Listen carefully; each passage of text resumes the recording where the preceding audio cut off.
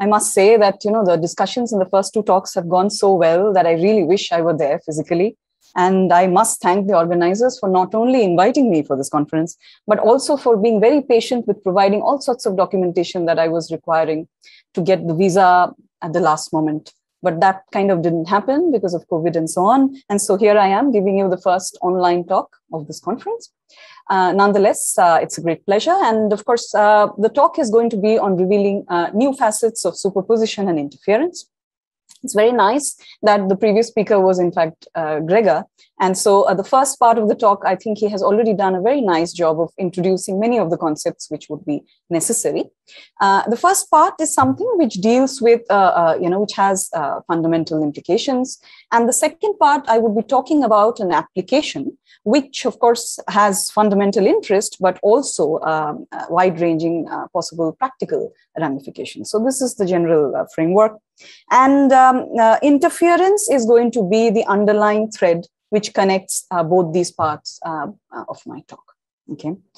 So first, so this is a snapshot of experiments in the lab, and on a good day, good year, please feel free to visit us in India. So going on to the superposition principle, and of course, I go back to the slit problem, which anyway has been a topic of discussion in this session. So here we have the double slit scenario. And the question is that here I have a source, I have a detector, and, the source could be a source of some waves. It could be a source of particles. It's not necessarily, we don't fix anything. It could be anything. And we, of course, have a detector and we measure the interference pattern. That is something we are used to. If I actually open only slit A and close B, let me call the solution to the wave equation psi A, okay? Because we have this fascination for psi, that it need not be quantum solution at all. Now I close A and open B. I'm going to call the solution psi B. And the question that I would like to ask is, if both slits are open simultaneously, is the solution going to be simply a sum of these two? And in fact, this was something Gregor touched upon in his talk, that, this is something we assume. And in fact, this assumption is based on this thought that these two would be orthogonal to each other. But of course, the fact of the matter is that this assumption need not be true. Although we have been making this assumption in various popular textbooks in quantum mechanics, optics, we ourselves, mod psi A plus psi B whole square, we plot that as the interference pattern. However, this assumption need not be true. And why is that so? That is because, of course, ultimately the double slit is a boundary value problem, right? So A open is a certain boundary condition. A close, B open is a second boundary condition. And when you open up both, it's a third boundary condition. So superposition principle, when we talk about it, we say we have a solution A, we have a solution B, then the linear combination of this is also a solution, but we don't really change the boundary condition in the process. But here we have done that. And so we do not expect that the solution will simply be this sum, okay? And so this is what, was looked at by Yabuki in this paper way back in 1986, where he took help from the Feynman path integral formalism, actually, to get a handle on this problem.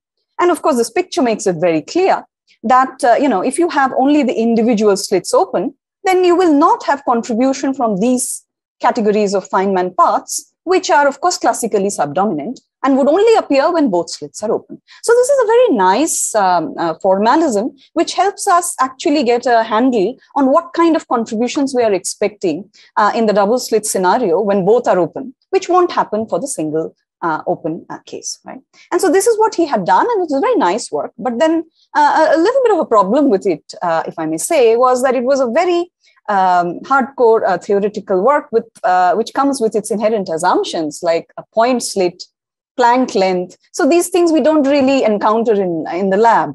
We think of things which have some dimension, some actual size and so on. So this doesn't lend itself to actually performing experiments to measure this correction term.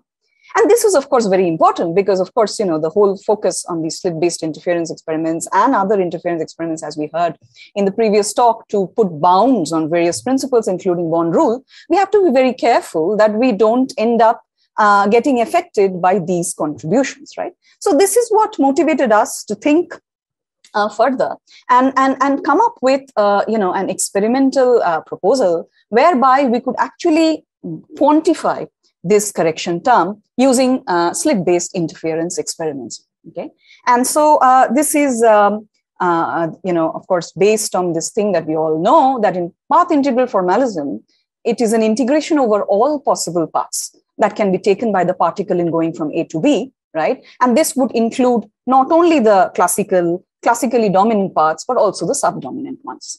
So going on to our favorite, and as Gregor said, my favorite triple slit example, we will see what would happen. So if you have a source, you have a detector, and you can see that, these are the kind of paths that we're talking Feynman paths here. So these are the paths which would extremize the action, yeah? And these are the ones we would call classical paths in our, for our purpose here, because these are dominant. And then there would be paths of this kind, and this is just a representative example, which would cross the slit plane more than once, yes? And these would be what we call non-classical in our paper, or essentially classically subdominant paths, yeah? So together they would actually give you the amplitude of what would happen when you go from A to B with a triple slit scenario. So what we have done is we have quantified the effect of such non-classical paths in interference experiments and proposed simple slit-based experiments which could be used to quote unquote see, or I would say actually to see the signature of these non-classical paths in tabletop experiments. Okay.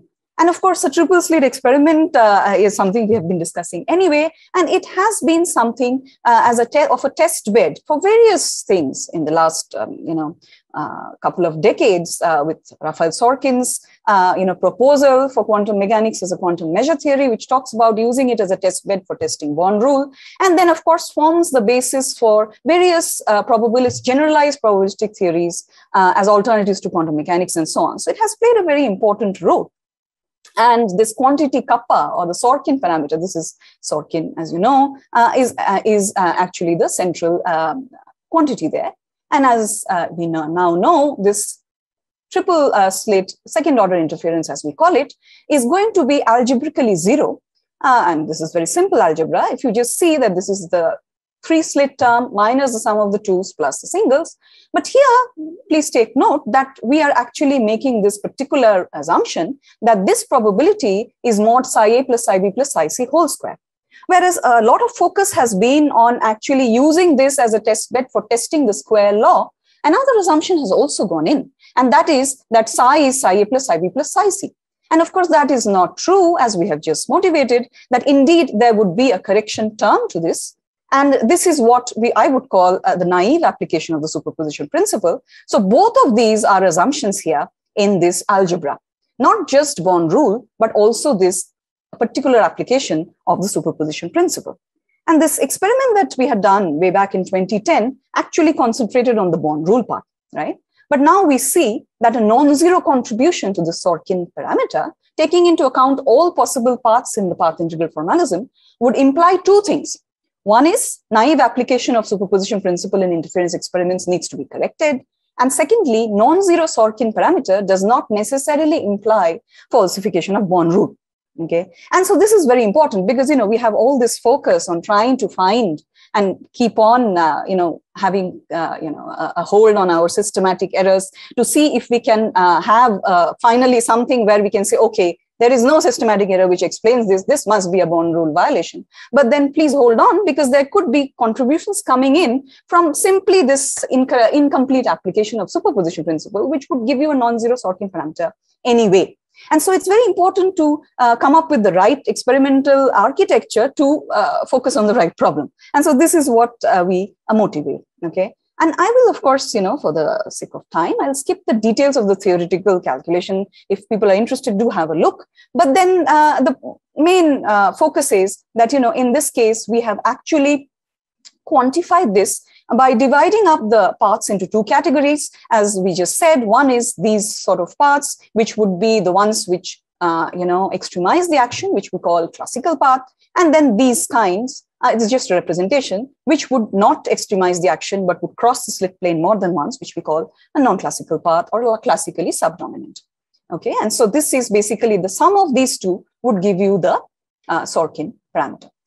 I'll skip the math detail here, get straight to the results that we found from the first, of course, the numerical simulations. And so, of course, you may appreciate that having done this experiment in 2010, the first thing I did is take the parameters from this experiment to see if there was any chance that this experiment would get now falsified, because sorting parameter was not expected to be 0 anyway.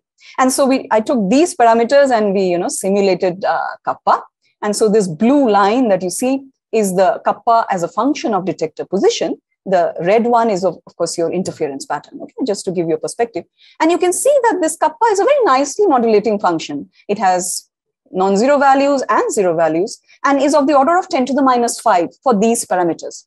And that is good because, of course, it is non-zero, but much below the error threshold that this experiment had, which was 10 to the minus 2. So this experiment stands fine, but then we have to do a more precise experiment to be able to measure this non-zero kappa, which is not because of bond rule violation, but because of this correction term to superposition.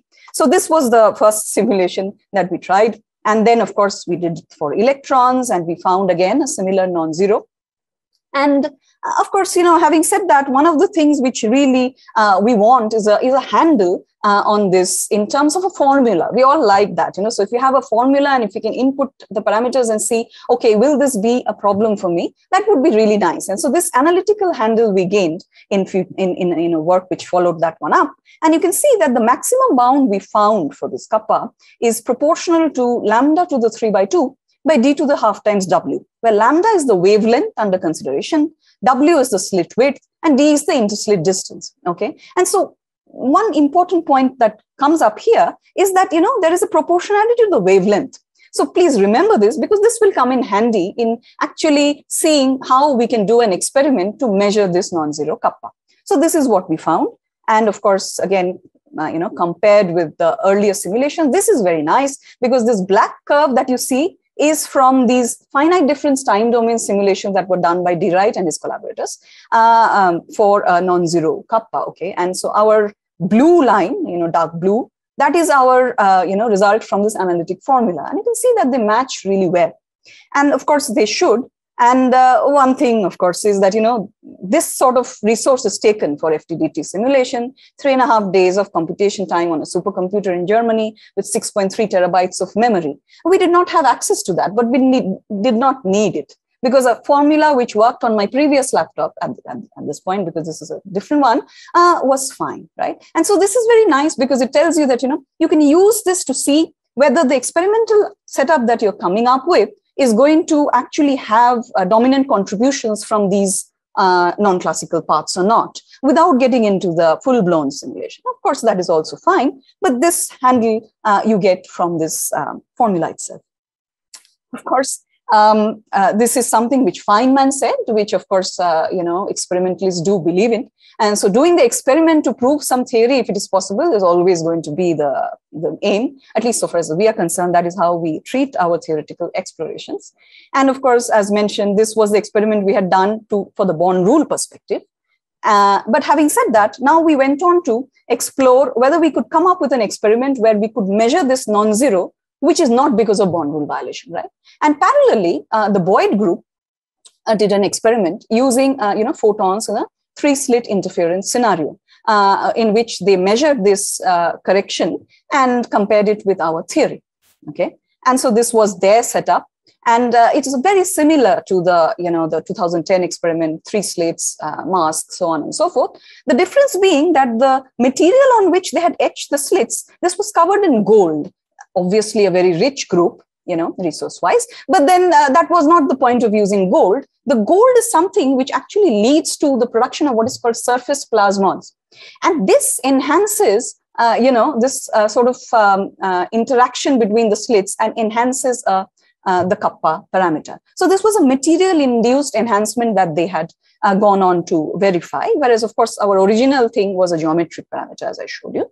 But this is what they did, and this was their result. So this is kappa as a function of detector position, and these blue circles that you see, this is their experimental data with the error bar, and the blue line is what they plotted using our theory. Okay, of course, nice. But then, if you wanted to be slightly critical, let's say, you would say that, these blue circles they only seem to be at the minima of this particular curve. There is no experimental data at the maxima or at the slope.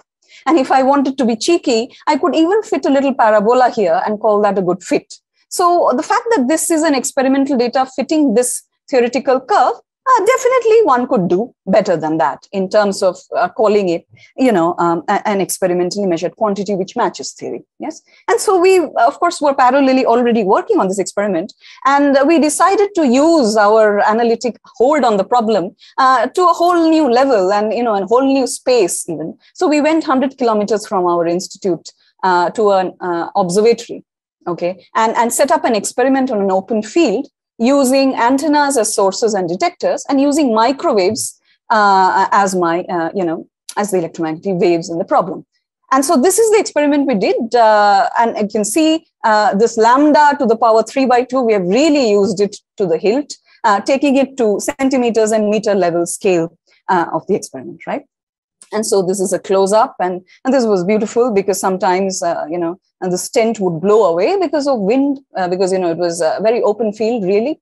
And so it was a lot of fun, this experiment, by all stretch of the imagination.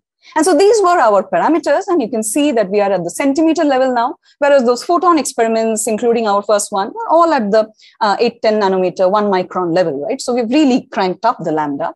And so naturally, we have come up with an experiment which will, if modulo all the errors, it has an expectation of giving you a non-zero kappa and then quantifying this correction term, okay? And so this was close up. And so now this is one of our experimental results. You can see the red circles here with the attendant error bars. This is our experimental data. And the blue band that you see, this is the theoretical estimate. And now here, this is the interesting thing. It also relates to the previous talk. This is not a blue line. I mean, could be any other color, but it's not a line, it's a band.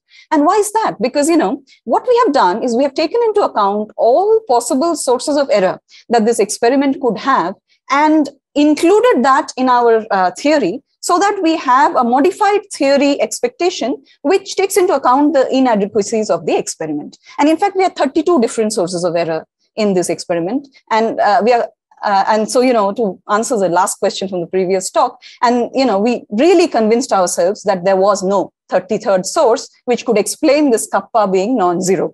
But then we went on to do something even more than that, just to ensure that we convinced the referees as well. Yes, we did something which was actually, suggested to us by Tony Leggett, who was visiting at that time. And he said that, why don't you do something that you just block these slits with perpendicular, slots, so that you can kill the effect of some of these non-classical paths, okay? And so we thought that's a nice idea. This is what we call the baffle, baffle being perpendicular to these slits. And so as we increase the size of the baffle, we can see that this kappa parameter drops, and beyond the point, it just becomes in the error threshold. So indeed, what we can now do is we have a tunable experiment where we can tune the contribution of these non-classical paths to the non-zero-ness of kappa. So we can remove them, and then we have a larger amount, and then we make it smaller or larger, we can actually change the contribution. And so clearly this tunability gives us an unambiguous understanding that this is definitely coming from this contribution and not some unassumed source of error which we may have forgotten about. Okay, so this was the tunability which we had, which the other experiments could not do. So this is basically what I would say is the first quote-unquote observation, or in other words, signature of these non-classical or classically subdominant paths in slit-based interference in a classical domain. And this tunability parameter, or the baffle experiment, makes this unambiguous. Otherwise, you could always say maybe there is something you have forgotten, and that is why it is not, zero. And Feynman path integral formalism is equally valid in classical and quantum regimes. So we have done an experiment which actually is, it's not necessarily quantum, right? It's a classical electromagnetic wave experiment and a boundary value problem. But of course, it relates equally well to both domains. And so this is also somehow pointing out how this is a very nice formalism. And the Sorkin parameter was never meant to be zero, right? So it is always going to have such contributions. So, one has to come up with, an experiment where these contributions are minimal. And in fact, these interferometer-based experiments which we saw, we had also used that and calculated the contributions there in our paper. And they are much more suppressed than in the slit-based ones. So slit-based experiments need not be the best architecture for testing the bond rule, because of course they have a very large contribution from these correction terms. And of course, our experiment on an open field in a tent kind of, exemplifies this last point. It's not as, it is as simple as it would get, but of course not easy to do. So having said that, so this is, sort of a series of things we have done in order to kind of motivate how we can ensure that we can come up with a test bed where these tests could be carried out with these sort of contributions, which would anyway be there, but suppressed, right? But now I go on to another, application, which also uses interference as its basis. Okay, and of course, the interference is at the heart of quantum, and Feynman very famously said this. So what we are going to do now is, in fact, use interference for a completely different application, but then underlying thing being interference. And here we are going to do path-based interference, or Mark-Zender or Sagnac style interferometer, so that these sort of contributions that we have calculated and quantified don't play an important role. Because the application we will apply this to, we don't want that sort of contribution, right? So we are going to come up with an experiment where these are suppressed, and what we want to do then comes forth unambiguously, okay? And so this is based on these references, but more so I would be concentrating on the first one, giving you a flavor of what we did in using interference yet again, okay? So the problem that we are going to now look at using interference is quantum state estimation. So, we talk about superposition, interference, of everything is fine. We talk about the various applications, computing, communication, all of us working on some aspect or the other. But the fundamental thing in all this is, of course, the quantum state, right? And if you have a good, precise knowledge of the quantum state, then what you do later will actually be that much more precise. So precision knowledge of quantum state is, of course, a very important thing. And so it is used to completely describe a quantum state as a system, and is central to quantum theory. Now, in theoretical calculations, one can assume a form of the wave function and then proceed with the calculations, which is what we do. But what about experiments? Example, quantum computing. If you do not have a precise knowledge of your initial state, then of course, what is, all these gates, all these protocols, they will come with that imprecision, right? So precision and knowledge of the state of the system leads to precision in all that follows. And we simply cannot assume something and think that our assumption is correct, right? So once we, of course, know the density matrix, we can calculate many important quantities, like, the reduced density matrix also gives us the entanglement entropy, for instance. So in our work, we use interference to devise and experimentally demonstrate a new method for quantum state estimation, which we call quantum state interferography, okay? So what is the central problem that we are attacking? Can we have a device with which, without any change of internal settings by the user, we can determine the quantum state of the system? So here you have your state, whatever that might be. You have a device, you have fixed it. Now you don't want to change the settings anymore. And then whatever you measure from that, you can derive the quantum state. So there is no settings change involved in this technique. And so this is what we mean by a single shot state determination, okay? So, of course, methods for state determination, there are many. And so it's important to actually have a look at how, what they are a little bit and how ours compares to them. The most standard one is, of course, quantum state tomography, which all of us are involved in various experiments in the lab. And in fact, that is very similar to this computed tomography or CT scan, which became one of the most important tools in the COVID second wave here. The CT scan of the lungs, which would indicate something which we didn't know before, and so on. So what does that actually mean? So you have a system, you project it to different, in this case, of course, images, you have different projective images, and you stitch them together and reconstruct the whole picture. So, and similarly in quantum state estimation, you do the same thing. You have a quantum system, you make different projective measurements, and you stitch them together and infer the quantum state, right? So, but one of the problems with quantum state tomography is that it scales very badly with dimension. So as the dimension of the system goes up, it is actually the number of measurements required scales as d square minus 1. So you can see how quickly it would go pretty much out of hand. And so there has been a lot of investigation of different possibilities of not doing tomography, but coming up with other means of quantum state estimation. So for instance, and also, in the pure state scenario, this group, they showed that you can actually bring it down to 5d minus 7 observables. Instead of d square minus 1, you can have 5d minus 7. But that's the best you can do, even with that pure state assumption. So this was what they went on to show. So then the alternative methods, one of the most popular ones was this direct measurement of the quantum wave function. In this, what they did is actually they did a set of sequential measurements, one of them being a weak measurement. And then, they measured the wave function. So sequential measurements, 1 week. And in this, they had used the spatial degree of freedom of the photon. People went on to do this for the polarization state of light, and so on. And so this is what is called the weak value. But in any way, and then, orbital angular momentum, and so on. This particular paper actually compared this direct state measurement and tomography, and they found that direct state measurement is much less precise than tomography, okay? Specifically because of the use of weak measurements as well. And so they went on to show why it is suboptimal. And so that led to a series of work where people did not do weak measurements, but did direct state measurement using strong measurements, okay? And so this is basically a series of such work in different systems and dimensions. So this brings us to quantum state interferography, which is an interferometric method using which an unknown quantum state can be inferred from the visibility, phase shift, and average intensity obtained from an interference pattern. So what we do not do is weak measurement. We do not perform a direct state measurement. What we do is a single shot state estimation method using interference as a tool. So how do these two compare? In the direct state measurement, you have more than one measurement and you have less post-processing. In our case, we actually have one measurement, but we derive the wave function through post-processing.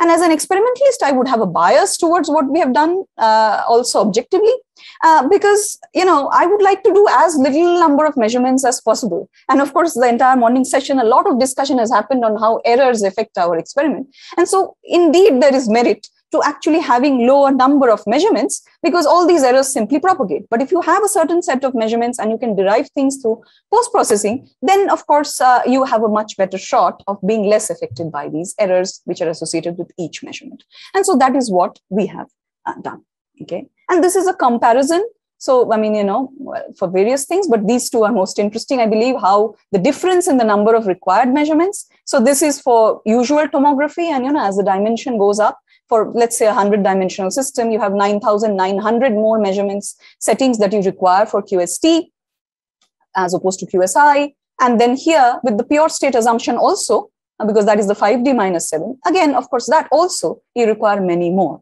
So clearly we have a very nice scaling advantage using this particular technique, okay?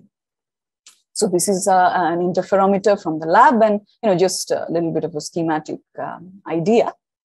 Okay. So now I will spend the next few minutes telling you about how we do this. Of course, what I've said so far is that we have measured the interference pattern and been able to construct, derive the quantum state from that. So what do we mean by that? So now if you think about it, so if you want to determine the density matrix, so you can write down the density matrix in this particular form, okay? And so now, if you actually were to evaluate these two expectation values, one of them is the projection operator, okay? So that is this, that will give you A. And one of them is this expectation value of the sigma minus operator, which will give you B to the I theta. So basically, if you were able to measure these two expectation values for an unknown state, you should be able to determine the density matrix rho. And this sigma minus is actually, if you recall, this is the spin ladder, one of the spin ladder operators. So what is the problem? If this is all this is nice, but then that also doesn't seem so difficult. But then if you are paying attention, it's the third talk, I'm sure it's getting a little heavy, but then having said that, if you're still paying attention, you would realize that this guy, this sigma minus, is actually a non-Hermitian operator. So how exactly do you measure the expectation value of a non-Hermitian operator in the lab? And so this is a question which we have actually answered in a previous paper. where we have shown how we can measure non-Hermitian operators via weak values, okay? And so the basic premise is that a non-Hermitian operator, you can use polar decomposition and write it as a product of a Hermitian operator and a unitary, okay? And with the particular example that we have taken of this spin ladder operator, sigma minus, it is actually a product of this sigma x and pi 0, okay? And so this guy is actually just the, for theta equal to 45, this just reduces to your half-wave plate. And this pi 0, again, for theta equal to 0, the matrix reduces to this, which is your linear polarizer. So you can actually use a half-wave plate and a linear polarizer, and in combination, you can actually measure this expectation value of the non-Hermitian operator. Okay, so this was a theory work that we had shown in 2015, and and that requires this concept of weak value. Okay, so this is simple. This is the expectation value, and so A is UR. We just saw that. So you just multiply and divide by this in algebraic manipulation. You end up with this particular quantity here. Which is your weak value. Okay, this is called the weak value, and this is essentially this inner product phi psi. So this is what it boils down to. So if you can measure the weak value, and then if you know this, then you can measure the expectation value. But then there is a problem here if you want to use this directly to infer psi, because here you need to know psi. If you want to have this phi psi, you need to know psi. So if you have to know psi, you cannot use it to infer psi. It's a very circular argument. So we need something else. We can't just go with this weak measurement based approach, because that brings us to this circular problem. So we solved that problem by actually coming up with this method in which we can measure weak value without weak measurements. Okay, weak value is essentially a transition probability amplitude of going from this initial state psi to the final state phi. So we actually took that, and without using weak measurement, showed how we can use an interferometer instead to infer this weak value. And so we don't need weak measurements anymore. And so this was another work in which we detailed this out. So this is your interferometer, and so this is your initial state, and here you have your half-wave plate. Here you have, instead of a linear polarizer, you can use the horizontal port of a PBS. And so essentially, you can, now this math, of course, people interested, please have a look at the paper. It is not much time. So, but then you can see that this intensity at the detector as a function of the phase difference between the two parts goes like this, okay? And so this gives you this expectation value of pi 0 and the expectation value of sigma minus. Sigma minus is your non-Hermitian, as you remember, okay? And so this is the math here. And this is what we went on to show experimentally. This is an important thing to remember for the final part, which is about visibility. And the visibility of an interference pattern is related to this Z, which is the non-Hermitian operator, okay? And so this is the thing. So non-Hermitian, Hermitian, and unitary, okay? And so this is what we went on to do also, and this is our result. So we see that, this weak value, it is a very nice match between theory and experiment. Weak value as a function of different wave plate angles, and also, this measured from this setup. We also did a conventional weak measurement and, kind of compared the two and found that, here there are certain regions where we don't have a very good match between theory and experiment. In fact, our interferometric technique kind of is better in these regions. Okay. So now we have all the ingredients to understand how we will be now able to use this to infer an unknown quantum state. Okay, so all the ingredients with the non-Hermitian and the interferometer and so on and so forth, we'll bring them together now, and we will show you how QSI can be done, which is, using an interferometer. Okay, so incident state, this is your device, and the reconstructed state. And so now this is how you would represent a pure qubit state. Okay, and so you basically need to determine theta and phi, right? And this is your mixed qubit state. You have an extra parameter here, which is, the purity of the state, which is the mixedness parameter, also proportional to the block vector, but not quite the same. In this representation, it's easier to understand what is going on. So essentially, these are the three parameters you need to determine from an interference pattern. Okay. And now if you see, this is your interference pattern. We've seen this before once. So this is the pi h, this is sigma x. So what is the final operator? This is what it is with this phase epsilon thrown in. So this is what you get. And so essentially, this intensity as a function of phase difference between the two arms contains within it the theta phi as well as the mu in the case of the mixed state, right? And this, I would say, is the most important slide, even if you've been losing track for the last few minutes.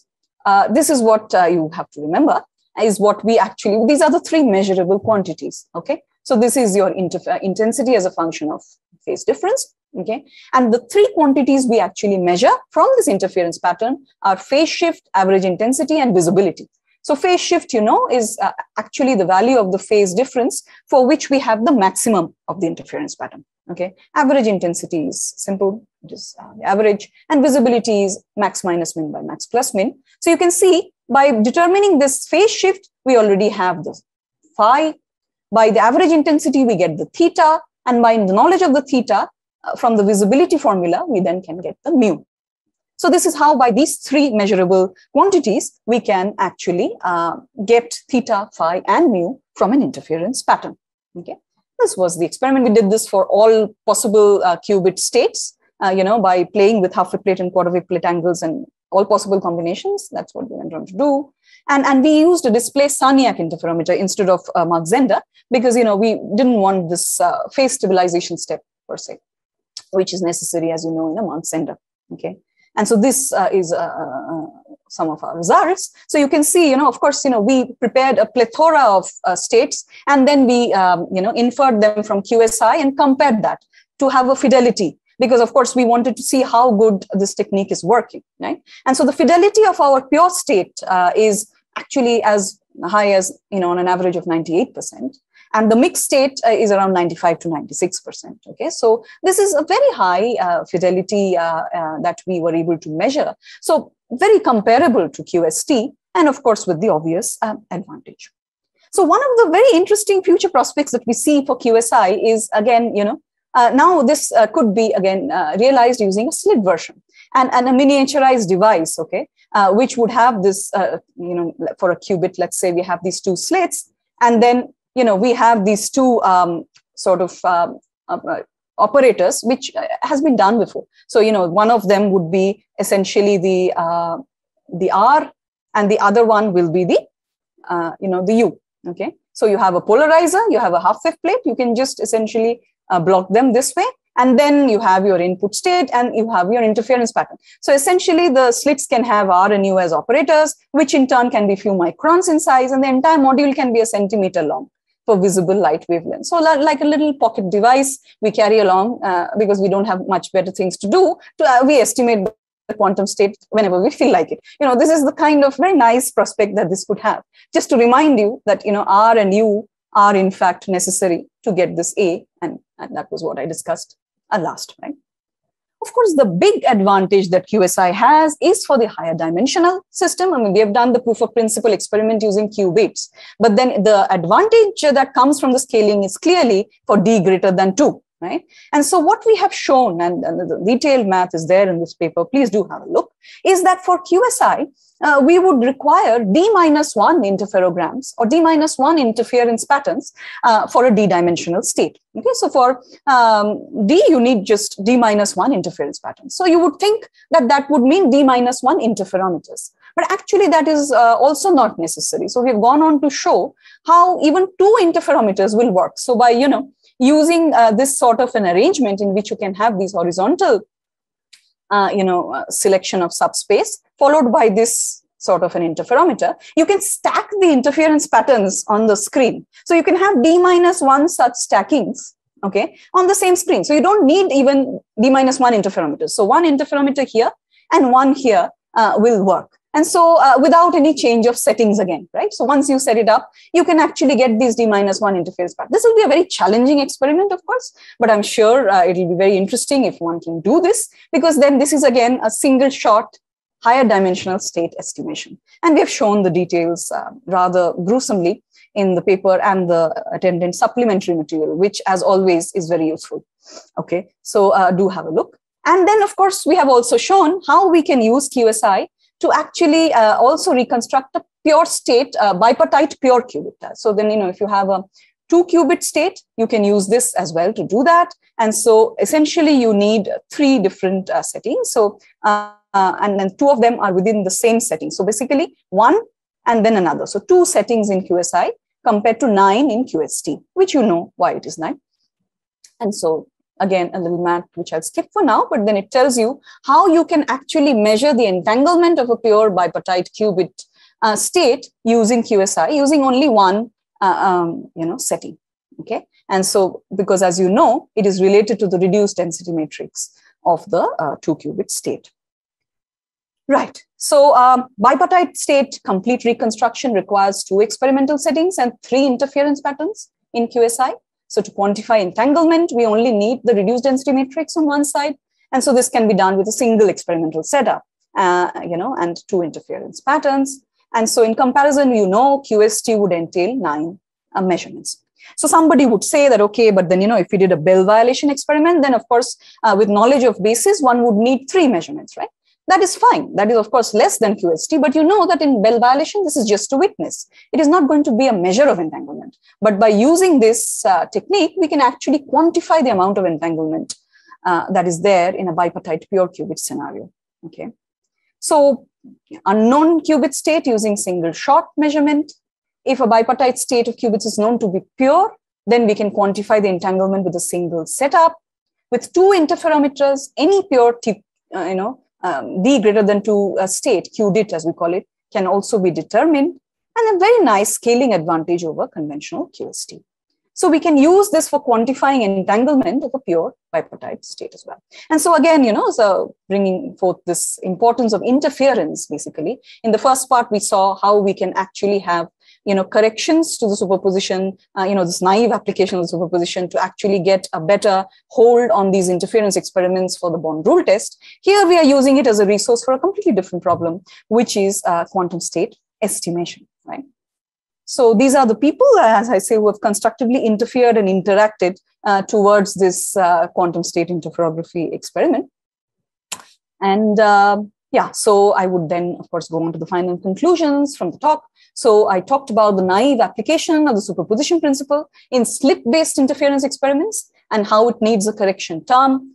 Showed you how we have done a first unambiguous observation of these quote-unquote non-classical or subdominant parts in slit-based interference experiments.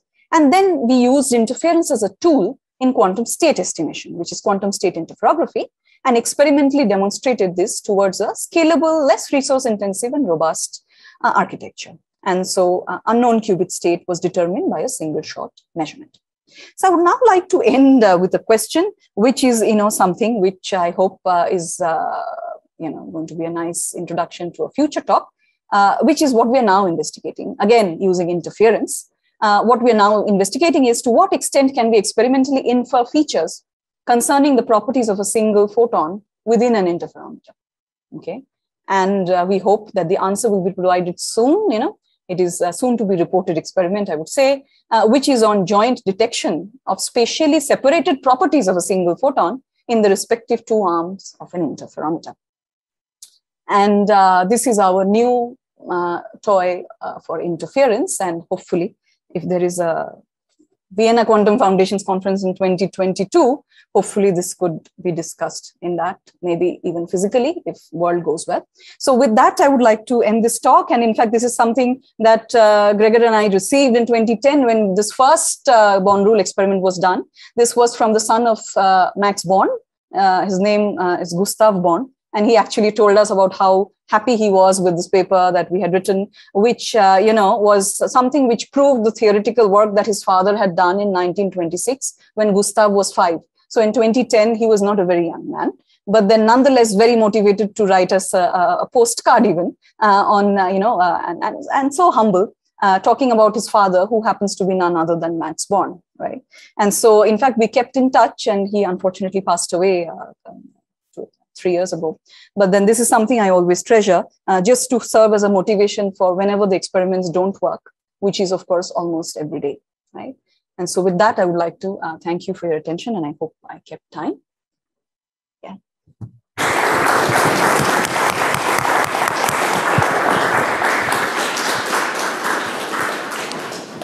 Thank you, Urbasi, for a wonderful talk. We have time for questions.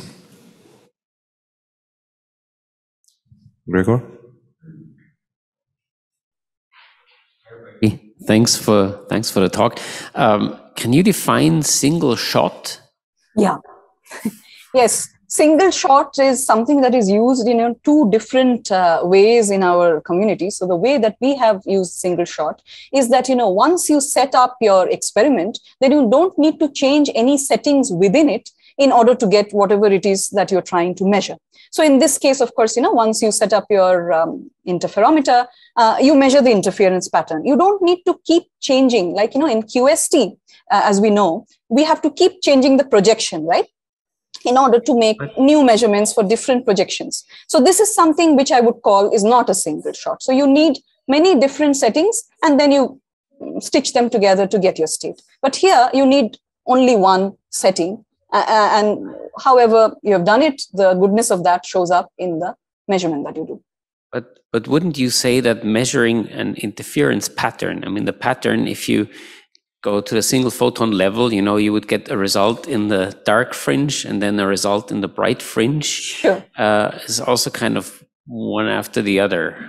Yeah. So now, of course, I think this is a question that we always expect whenever we talk about an interference experiment, right? So then, of course, please remember, I'm not saying that we are taking only one interference pattern. I have actually, let's say, taken even 1,000 interference patterns so that I can build up the statistics that is required for my interference, but I have not changed my settings. So once I've set up my experiment, I, of course, need to take, as you say, in the photon case, it will keep populating different parts of the screen and so on.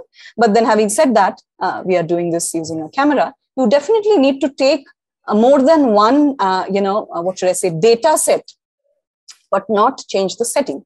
And so, you don't have to bring in new errors. What do you do in QST? You bring in a new error, you introduce a new component, you take it out, you introduce some other component, depending on your experimental architecture. But here, once you've set it up, of course, in order to build statistics, you take as many patterns as you want, but you don't change the setting.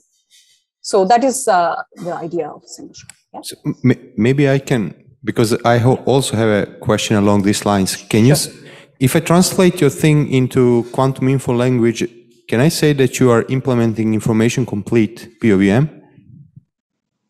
Yes. Since it's tomographically complete. So you will, for example, for Qubit, you will have extending your space with many parts, implementing information complete POVM, and actually you will have like more than 2 outcomes, right? At least 4 or something like that. So let me just also clarify. I mean, this is, of course, a very good question. And in fact, something that I forgot to say, which might add some clarity, that, we are not really doing something in which, we are getting away by measuring less and still getting the same information. We actually are measuring something, which is in this case, of course, the interference pattern, from which we are able to derive a lot more information, because we are deriving 3 different parameters, right? Visibility, phase shift, and this average intensity. So we derive a lot more information from that one measurement outcome. But then in no way are we, this is a question that has happened in a previous discussion, that, how can you actually take less than what is required in order to reconstruct your state? That's not what we're doing. We're, of course, measuring it once and deriving different quantities from it through post-processing, as I said, so that we can reconstruct the same state. I hope that clarified this point. Yeah, I would say then this is really what I thought, it's information complete POVM. But then I have a question about the scaling. Somehow you have to repeat this procedure many times to build up statistics, to extract your probabilities of your detectors. But then normally quantum state tomography, the figure of merit is a trace distance, right? So you want to estimate density matrix in like epsilon close to a target in trace distance norm. And from that you can prove some really hard bounds, like scaling in this independent scenario cannot be better than d to the 3. Can you comment on this? Number of repetitions goes as d to the 3. See, as far as I know, this is really like a hard bound. You cannot beat this up. So see, in our case, what we are saying is that for a d-dimensional system, you can break it up into d-1 subspaces, okay? So each of them, you can actually do a QSI like we have done. And so, of course, it would be instructive to actually show you the math, but then maybe not in the current discussion session. But then I could, so what we do is we have actually broken it up into d-1 subspaces. We are going to show how we can do QSI on each of these subspaces and then get the information for the d-dimensional system. So this is the general idea. And so this is what you can see here, that, and this is a slit example again. So if you do the slit example, you can see how easily you can break it up into different subspaces. But then in this case, what we are showing with this 2 This is slightly different. We are saying that we can get the same number of interferograms, which we would obviously need to build the statistics for. So that is something I don't think we can avoid. I mean, if that is the question, that, whether we can Right, do I guess you will have to wait longer. You have to wait longer. That's the point. To build up like reliable statistics, you have to wait longer. Yeah, we have to wait longer, but then we don't have to do anything within the experiment. True. Which is the main thing, really. Yeah. Maybe one more questions or okay, good. Anton, please. Just a very different question. I've heard that you are also involved in the Indian quantum communication satellite project. Can you tell us what the status is and what the goals are? Oh man, yeah, this was not the question I expected after this talk. So thanks for the question. Yes, so we are actually working on India's first project on satellite-based QKD, and that is called Quantum Experiments with Satellite Technology. And so what we have done so far is we have actually been able to show free space quantum communication between two buildings, using the atmospheric channel. So that is what we did early this year. At the moment, we are increasing the complexity of the problem by trying to make things move. Earlier, they were stationary. And so, I can say that we would have an Indian quantum satellite in 2 to 3 years. That is what the space agency says, but of course, don't quote me on it because, I won't build it. But then all I will do is actually ensure that the payload is ready for that satellite. So I hope that answers your question. Thank you.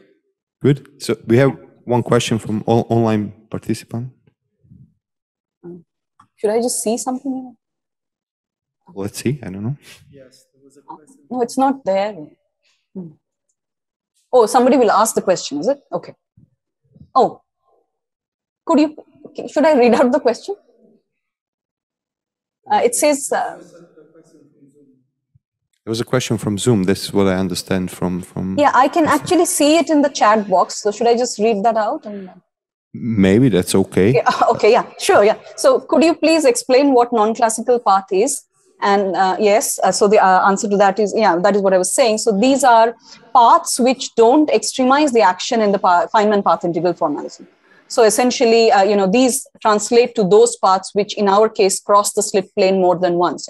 So as you introduce more kinks in your path, then of course it gets exponentially suppressed. But a non-classical path, it is not a quantum path. So when we came up with this, we were very happy with it. But the number of times I have discussed this in various fora, I would say that I would now replace this with calling it classically subdominant path, which is what it essentially is. Okay.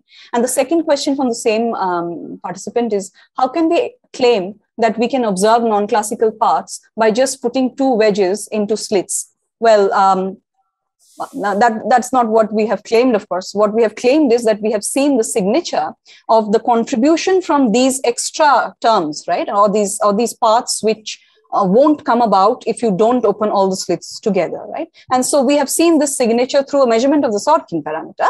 But then what we have done with these wedges in the slits is actually managed to kill a lot of this contribution, which is essentially from these hugging paths, and then, of course, remove them and get them back. So the wedges, as you call it, which we call baffles, that actually gives us a tunability parameter. But the observation of the effect of these non-classical paths was through the non-zero Sorkin parameter that we have measured, right? I hope that answers the question. Okay, very good. Thank you, Urbasi, very much. Thank you very much. Let's thank Urbasi once more.